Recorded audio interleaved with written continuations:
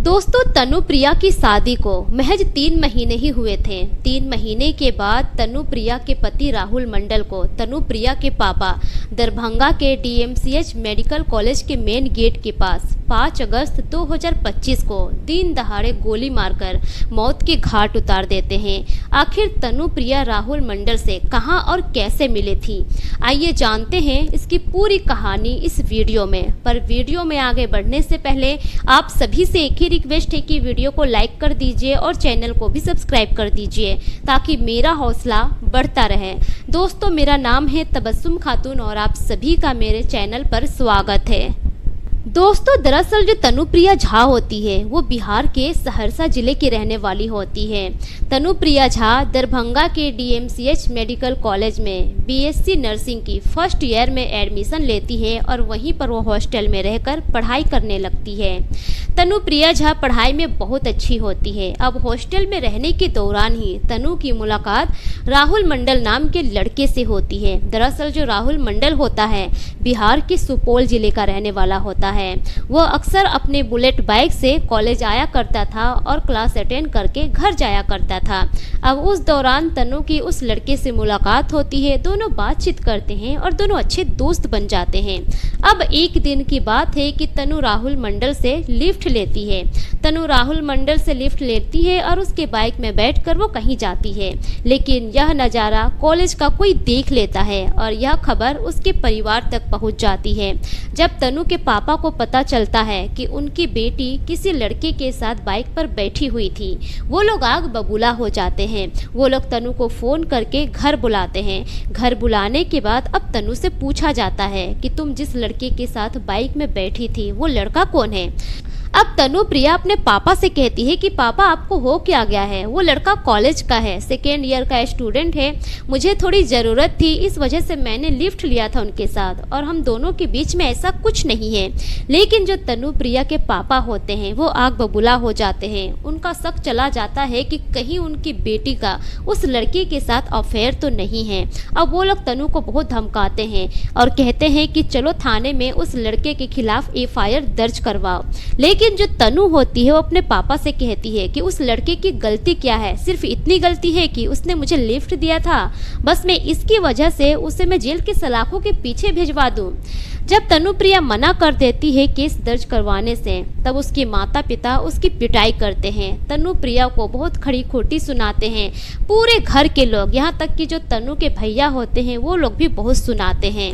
तनु अब बहुत परेशान हो जाती है। परिवार के बोलने पर भी वो राहुल के खिलाफ FIR दर्ज नहीं करवाती है। अब इसी बीच तनु के जो पापा होते हैं वो फैसला करते हैं कि वो तनु की शादी करवा देंगे और तनु के लिए वो रिश्ता तय कर देते हैं, वो भी ऐसे लड़के से जिस लड़के को तनु ने 2 बार राखी बांधा हुआ था। तनु उसे अपना भाई मानती थी। जब तनु इतना सुनती है कि उस लड़के से उसकी शादी फिक्स हो गई है, तनु बहुत रोती है। अपने परिवार वालों से कहती है कि मैं उस लड़के से शादी कैसे कर सकती हूँ, उस लड़के को मैंने राखी बांधा है और मैं उसे भाई मानती हूँ। लेकिन उसके परिवार वाले एक नहीं सुनते हैं। अब उसके बाद से ही तनु के साथ बुरा सलूक होने लगता है। तनु को हमेशा मारा पीटा जाता था। अब इस बात से तनु एकदम परेशान हो जाती है। वो राहुल मंडल को फ़ोन करती है और फ़ोन करके अपने घर की सारी कहानी बताती है और कहती है कि अब मेरा इस घर में कोई अपना नहीं है, अब मेरा कोई अपना है तो सिर्फ आप है। मैं आपके साथ जाना चाहती हूँ, आप मुझे यहाँ से ले जाइए, क्योंकि हम दोनों के बीच में ऐसा कुछ था नहीं, लेकिन मेरे घर वालों ने आपके साथ रिश्ता जोड़कर मुझे बदनाम कर दिया है, तो अब मैं आपके साथ ही रहना चाहती हूँ। जब राहुल इतना सुनता है तो वो भी एकदम नादान होता है। उसे आगे का पता नहीं था कि अगर वो तनु को लेकर जाएगा तो उसके साथ क्या होने वाला है। वो भी अपना बुलेट बाइक लेता है और सुपौल से सहरसा जिले आ जाता है। तनुप्रिया के घर तक आता है। तनु पहले से ही रेडी होती है कुछ जरूरी डॉक्यूमेंट्स के साथ। उसके बाद वो राहुल के बाइक में बैठती है और चली जाती है। लेकिन जब तनु के परिवार वालों को पता चलता है, उसके बाद वो लोग नज़दीकी थाने में चले जाते हैं और राहुल के खिलाफ बेटी को किडनैप करने का FIR दर्ज करवा देते हैं। उधर तनु जब राहुल के साथ चली जाती है तो 5 मार्च 2025 को तनु राहुल के साथ एक मंदिर में जाकर शादी कर लेती है। शादी करने के 2 दिन के बाद दोनों कोर्ट में जाते हैं और कोर्ट मैरिज कर लेते हैं। उसके बाद मैरिज सर्टिफिकेट की जो भी कागजात होते हैं वो सब तनु अपने घर वालों को मेल कर देती है। जब वो मेल करती है तब जाकर उसके परिवार वालों को पता चलता है कि उनकी बेटी तनु ने राहुल मंडल से शादी कर ली है। जब इतना वो लोग जानते हैं तो और आग बबूला हो जाते हैं।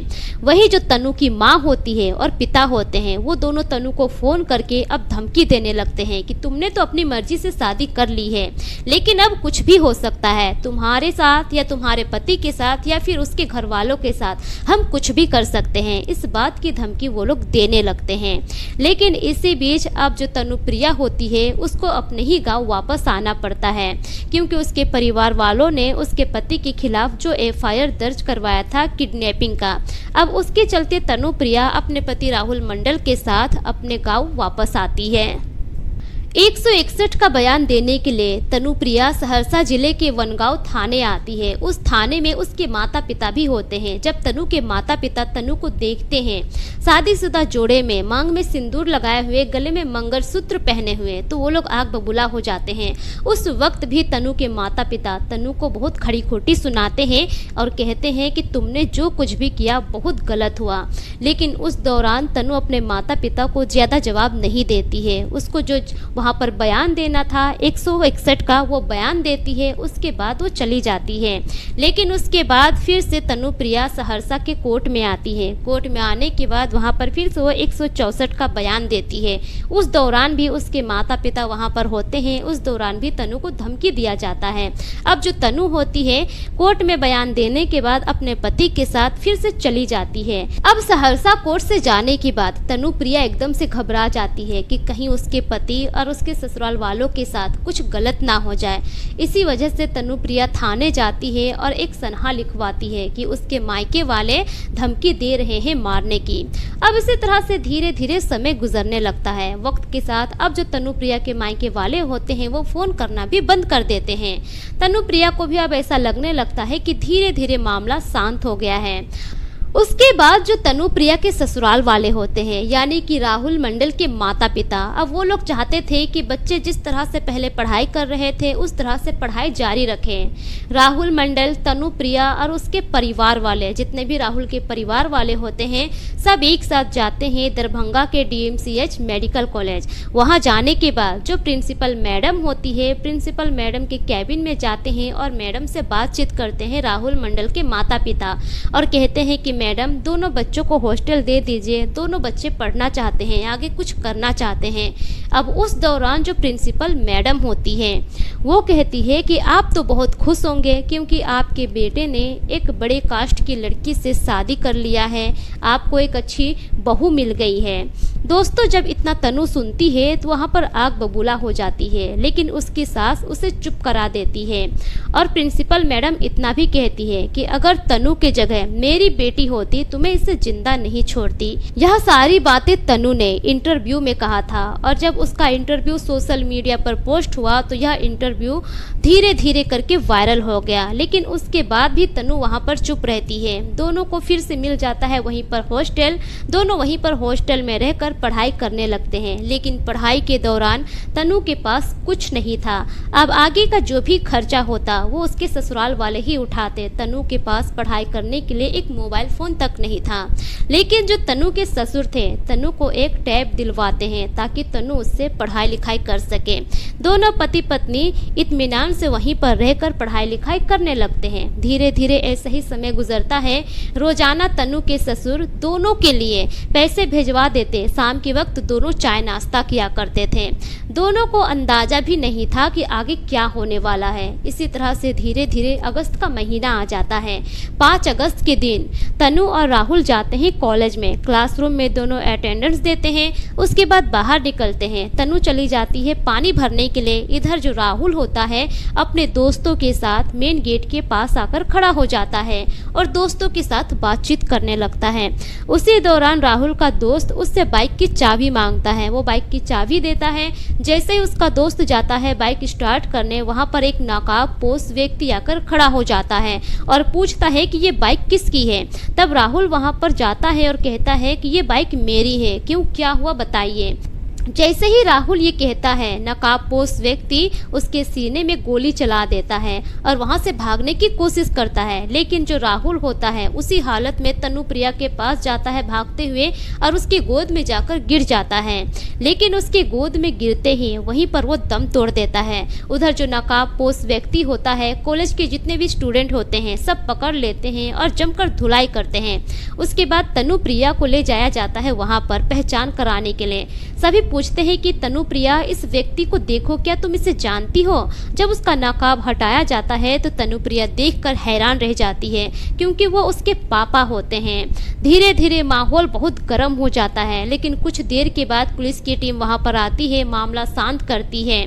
तनुप्रिया के पापा को उसी DMCH मेडिकल कॉलेज में एडमिट कराया जाता है और राहुल की डेड बॉडी को पोस्टमार्टम के लिए भेज दिया जाता है।